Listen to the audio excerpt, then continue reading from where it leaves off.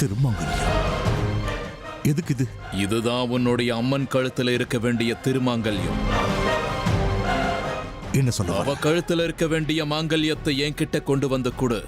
நான் உன் கையில கொடுத்திருக்கிற இந்த திருமாங்கல்யத்தை அவளுடைய கழுத்துல போடு. அப்ப அவளுடைய எல்லா சக்திகளையும் அவ இழந்துடுவா. நம்ம கட்டுப்பாட்டுக்குள்ளேயே இருப்பா.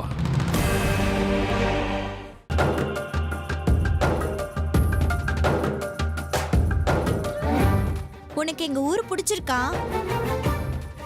உங்க ஊரு பிடிச்சிருக்கு, உங்க வீடு பிடிச்சிருக்கு, உன்னை பிடிச்சிருக்கு, உங்க அம்மனையும் பிடிச்சிருக்கு.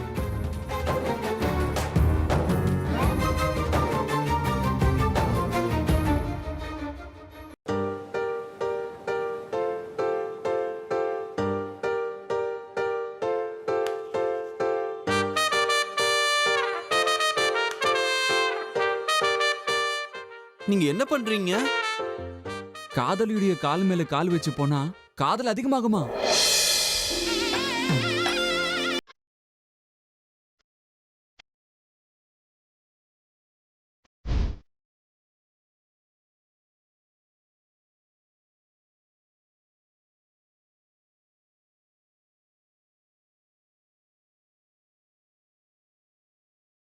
மல்லி, என்ன? நாம ஒரு வேலை செய்யலாமா? என்னன்னு சொல்லு. நம்ம ஓடி போலாமா? ஓடி போணுமா? கோவில் பக்கத்துல தானே இருக்கோம். எனக்கு இப்ப ஓடணும்னு ஆசையா இருக்கு. ஓடலாமா? சரி. ஏய்,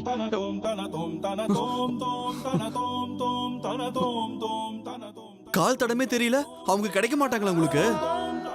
அதோ அந்த அம்மன் என்னை ஏமாத்த மாட்டான். அது உண்மைதாங்க. அந்த அம்மன் கிட்ட என்ன கேட்டாலும் கொடுப்பாங்க. அப்படின்னா பங்காரி, நீ என்ன வேண்டிக்கலான் இருக்க? சாஸ்திரி சாகணும், சுந்தரி ஆன்ம சாந்தி அடையணும், ஜாதி நல்லா இருக்கணும்னு வேண்டிப்பேன். ஏன் திடீர்னு இவ்வளவு கோவம்? மல்லிகை பத்தி நினைக்கும் போது ஏன் உனக்கு கோவம் வருது? அதெல்லாம் உங்களுக்கு புரியாதுங்க. வாங்க.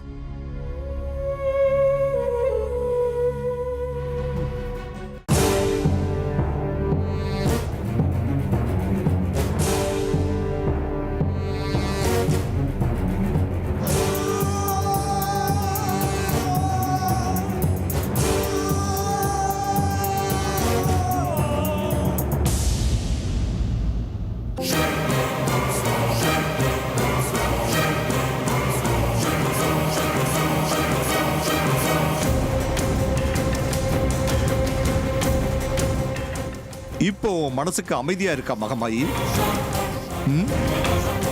பாரு, உன்னுடைய பக்த உன்னுடைய சந்நிதிக்கு வந்து நிக்கிற. என் கையால செய்யக்கூடாத காரியத்தை நீ என்ன செய்ய வைக்க? ஆமா, நீதான் இதையெல்லாம் செய்ய வைக்கிற. என்ன அப்படி பாக்குற? எல்லாம் அந்த ஸ்ரீ சக்கரத்தினால தானே. எனக்கு தெரியும், நான் பாதம் மாறி போய்கிட்டு இருக்கேன்றது எனக்கு தெரியும். ஆனா நான் என்ன பண்றேன்? இப்போ எது சரி எது தப்புன்னு வாக்குவாதம் பண்றதுக்கெல்லாம் நேரம் இல்ல. ஸ்ரீ சக்கரம் மட்டும்தான் உண்மை, மத்த எல்லாம் ரெண்டாம் பட்சம் தான். மகமாயி, மன்னிச்சிடு, என்ன மன்னிச்சிடு தாயி. மகமாயி, என்ன மன்னிச்சிடு தாயி.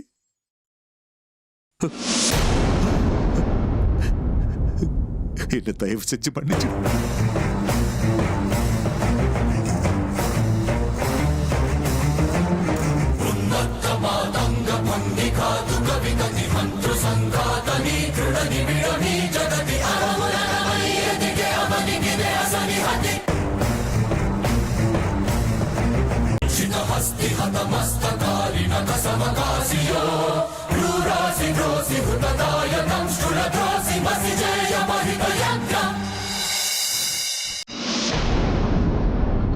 என்ன மன்னிச்சிடுமா தாயி.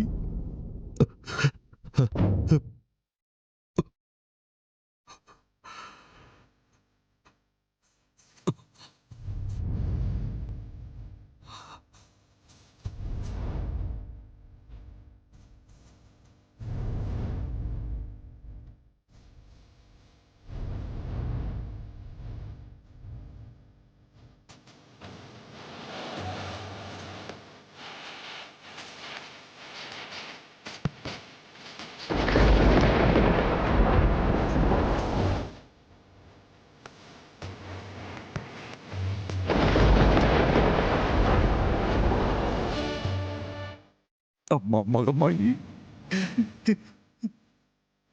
என்ன மன்னிச்சிடு.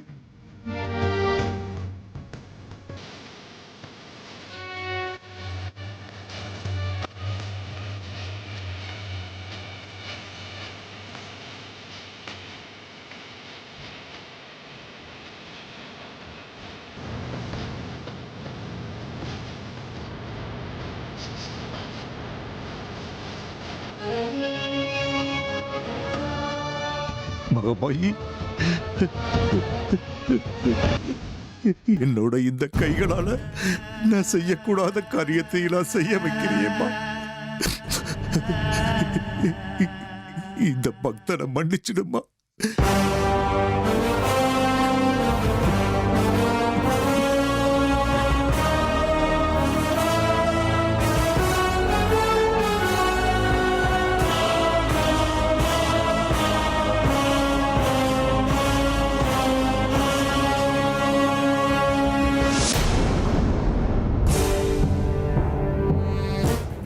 தாயே, தாயே, நான் வந்த காரியம் முடிச்சது. இப்போ உனக்கு சுமங்கலி பூஜை நடத்தாலும் பிரயோஜனம் கிடையாது. சுமங்கலி பூஜை முறையா நடக்கலைன்னு உனக்கு கிடைக்க வேண்டிய சக்தி கிடைக்காது. சக்கரத்தை உன்னால காப்பாற்ற முடியாது. அந்த நேரத்துல சக்கரத்தை நான் அடையிறதுக்கு தேவையான எல்லா ஏற்பாடுகளையும் செஞ்சுக்கிறேன். தாயே, நான் செய்யற எல்லா காரியங்களுக்கும் உன்னுடைய ஆசீர்வாதம் எனக்கு வேணுமா. உன்னோட பக்தனான என்ன நீ காப்பாத்து தாய், காப்பாத்து, காப்பாத்து.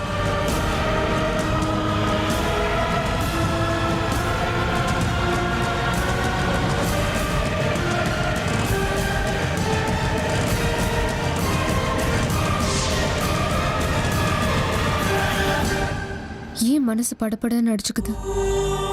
கோவிலுக்குள்ள அடி எடுத்து வச்சதுல இருந்து நடக்க கூடாதது நடந்த மாதிரி இருக்கு. ஏன் அப்படி இருக்கட்டும், முதல்ல போய் அம்மனை தரிசனம் பண்றேன்.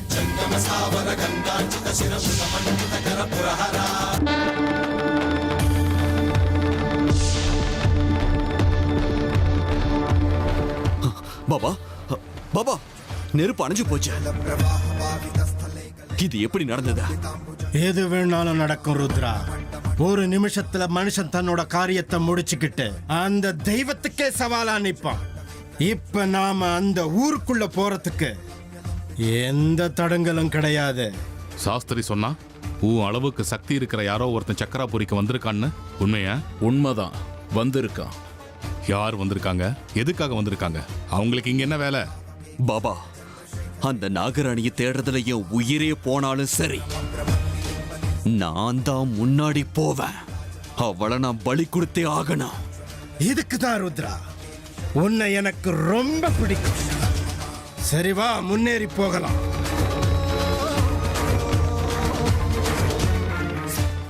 எதிரி எல்லையை தாண்டி ஊருக்குள்ள வந்துட்டான் மாரியப்பா. இந்த வடக்கு திசையில இருந்து தான் அவன் வந்துகிட்டு இருக்கான். வரட்டும், என் கையில இருக்கிற இந்த கண்ணால் அவனை சுட்டு தள்ளிடுறேன். கட்டுக்கி, அவசரப்படாத மாரியப்பா. அவன் எதுக்காக வந்திருக்கான், அவனுடைய குறிக்கோள் என்ன, அவன் எத்தனை நாளைக்கு இங்க இருக்க போறாங்கிற எல்லா செய்தியையும் நாம தெரிஞ்சுக்கணும். அதெல்லாம் தெரிஞ்சுக்கிட்டு நீ என்ன பண்ண போற? ஒரே குண்டு டமான்னு சுற்றலாம். அப்புறம் ஓம் உயிரும் உன்னை விட்டு போயிடும். வர்றவனை என்ன ஏதுன்னு நான் விசாரிச்சுக்கிறேன். அவன் நெருங்கி வரட்டும். ஸ்ரீ சக்கரத்து மேல இருக்கிற ஆசையால இங்க வந்திருந்தா வந்த காரியம் நடக்காதுன்னு அப்படியே திரும்பி போயிடுறது நல்லது. அப்படி இல்லைன்னா அவன் கழுத்தை வெட்டி அவன் தலையை அம்மனுடைய பாதத்துல சமர்ப்பிச்சிடுவேன்.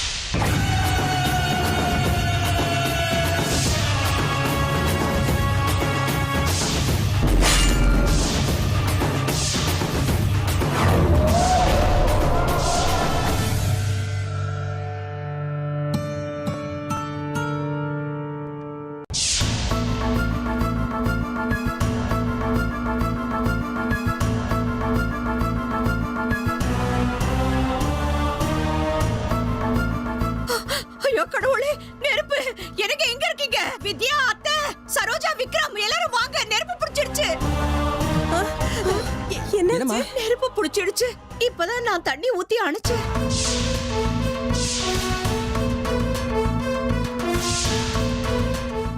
டேய் சேகரா, இது நல்லது இல்லடா. என்னடா இதெல்லாம்? பூஜை அறையில எப்படிடா நெருப்பு பிடிச்சது? தாயே, எங்களுக்கு என்னமா அறிகுறி கொடுத்துட்டு இருக்க? என்னமா இதெல்லாம்?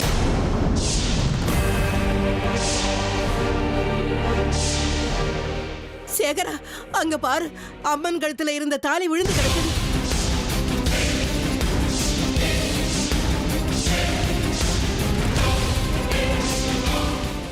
இத்தனை வருஷத்துல நம்ம வீட்டுல இந்த மாதிரி நடந்ததே கிடையாது. எனக்கு என்னமோ இது ஏதோ அபசகுணம் மாதிரி தான் தெரியுது. ஸ்ரீ சக்கரத்தை அபகரிக்கணும்னு நினைக்கிறவங்களோட வேலை தானே இது. இருந்தாலும் இருக்கலாம் லலிதா. என் மனசுல என்னமோ கோயிலுக்கு போகணும்னு தோணுது. அம்மனோட விக்கிரகத்துக்கு ஏதோ அபச்சாரம் நடந்திருக்கு. இதெல்லாம் அதோட அறிகுறி தானோ என்னமோ. நெருப்பு வேணும்னா எதேச்சியா பிடிச்சிருக்கலாம். ஆனா அம்மனோட தாலியே அறுந்து விழுந்திருக்கு. விடிஞ்சா அம்மனுக்கு சுமங்கலி பூஜை இருக்கு. சுமங்கலி பூஜைக்கும் இங்க தாலி இறந்து விழுந்ததுக்கும் ஸ்ரீ சக்கரத்தை திருடுற விஷயத்துக்கும் ஒண்ணுத்துக்கு ஒண்ணு சம்மந்தம் இருக்கும்னு எனக்கு தோணுது. வித்யா, நீ வீட்லயே இரு. அம்மா நீங்களும் இங்கே இருங்க. நானும் லலிதாவும் கோயில்ல போய் பார்த்துட்டு வரோம். வா லலிதா.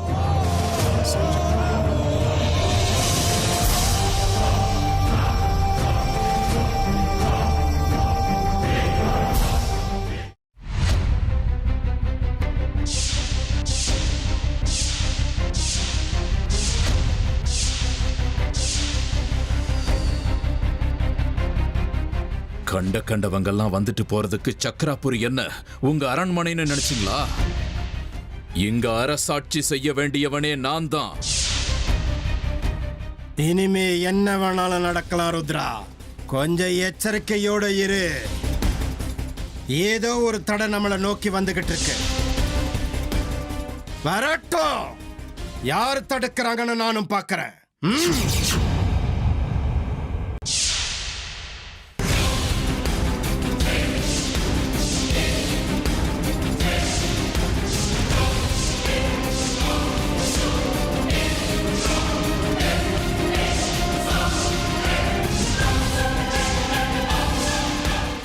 வழிவிடு. விடமாட்டேன். அழிஞ்சு போயிடுவேன். அதையும் பார்த்துடலாம். உன் அழிவை நீயே தேடிக்கிற. நான் யாரு, என் சக்தி என்னன்னு உனக்கு உண்மையிலேயே தெரிஞ்சிருந்தா என்னோட திசை பக்கம் கூட நீ தலை வச்சு படுத்திருக்க மாட்ட. என்னுடைய சக்தியை பத்தி ஒரு துளியாவது உனக்கு தெரிஞ்சிருந்தா இந்த பாதையில நிச்சயமா நீ வந்திருக்க மாட்ட. வீண் பேச்சு எதுக்கு?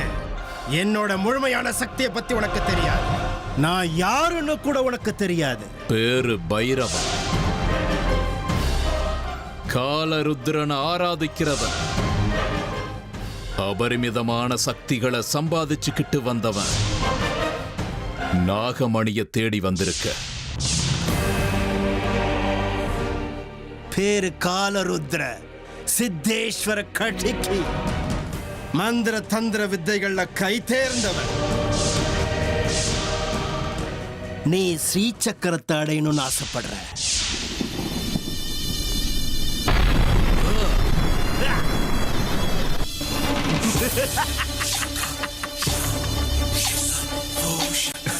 ரெண்டு பேருமே சக்தி வாய்ந்தவங்க தான். மந்திர தந்திரங்கள்ல கை தேர்ந்தவங்க தான். தேவையில்லாம நமக்குள்ள நாம எதுக்கு சண்டை போட்டுக்கணும் பைரவா? அதையே தான் நானும் சொல்லலான்னு இருந்தேன் கட்டிக்கு. யாரோ எதிரிதான் என்ன தடுக்க வந்துகிட்டு இருக்காங்கன்னு நினைச்சு நான் தப்பு பண்ணிட்டேன். இந்த ஊர்ல எங்களோட எதிரி இருக்கிறது உண்மைதான். ஆனா அந்த எதிரி நீங்க கிடையாது. ஸ்ரீ சக்கரத்து மேல உங்க பார்வைப்படாதுன்னு சத்தியம் பண்ணாதான் நீங்க சக்கராபுரிக்குள்ள போக முடியும். இல்லனா இது வரைக்கும் உங்க சக்திகளை காட்டுங்க. இனிமே நான் என் சக்திகளை காட்ட வேண்டியது இருக்கும். உங்க ஸ்ரீ சக்கரத்து மேல எங்களுக்கு எந்த ஆசையும் கிடையாது. எங்களுக்கு வேண்டியது எங்களுக்கு கிடைச்சிருச்சுன்னா இந்த நிமிஷமே நாங்க இந்த இடத்தை விட்டு போயிடுவோம். பைரவா, நாங்க ஒரு மகா காரியத்துக்காக ஒன்னு சேர்ந்திருக்கோம். அந்த காரியத்துக்கு உங்க மூலமா எந்த விதமான பிரச்சனையும் வரக்கூடாது. நீங்க தேடிக்கிட்டு வந்திருக்க உங்க எதிரிய தேடுறதுக்கு நாங்களும் உங்களுக்கு உதவி செய்வோம். உங்க காரியத்துக்கு என்னாலான உதவிய நானும் செய்வேன். ரெண்டு அபரிமிதமான சக்திகள் ஒன்னு சேருதுன்னா இதுக்கு மேல நடக்க போறது எல்லாமே ரொம்ப பெரிய வரலாறா இருக்க போகுது பைரவா. இந்த வரலாற்று சிறப்பு மிக்க நிகழ்வுல நம்ம கை ஓங்கி இருக்கணும்னா நாம ஒண்ணு சேர்ந்தாகணும். வா கட்டி.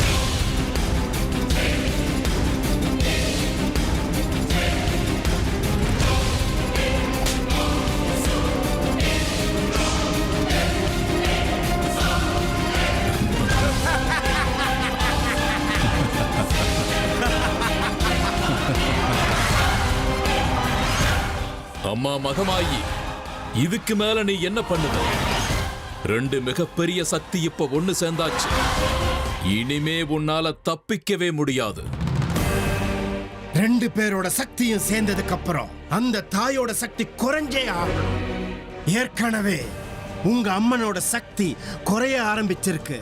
அதுக்கு ஒரு அறிகுறி கிடைச்சிருக்கு. நாம நினைச்சது நிச்சயம் நடந்தே தீரும்.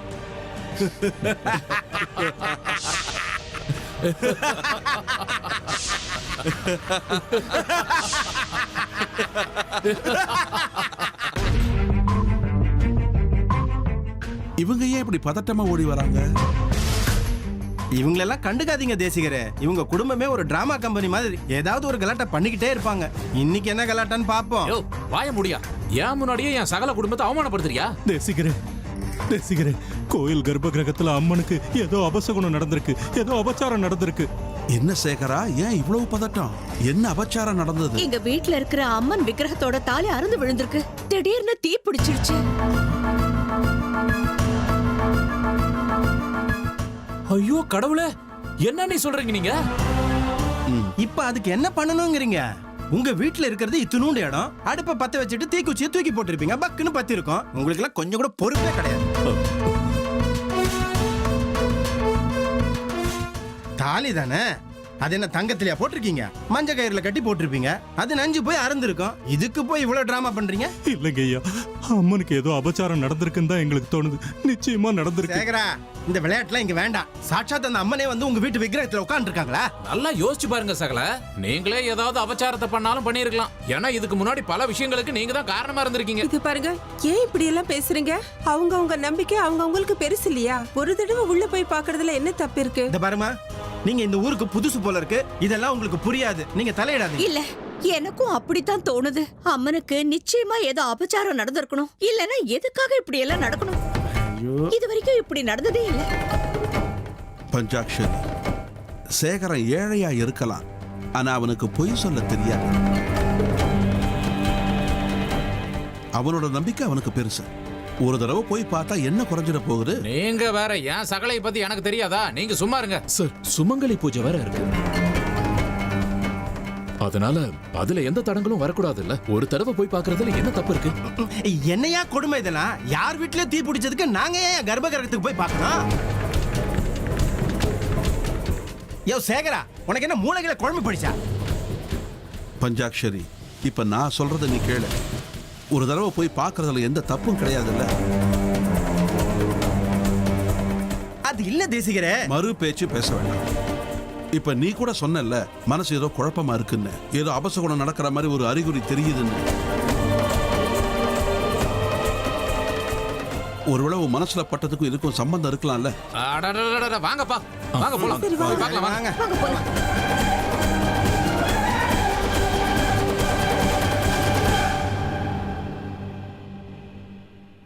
எனக்கு என்னவோ இதெல்லாம் வேலைக்கு ஆகாதுன்னு தோணுதா? பைரவா, உன் ஆளை கொஞ்சம் வாயை மூடிக்கிட்டு இருக்க சொல்றியா?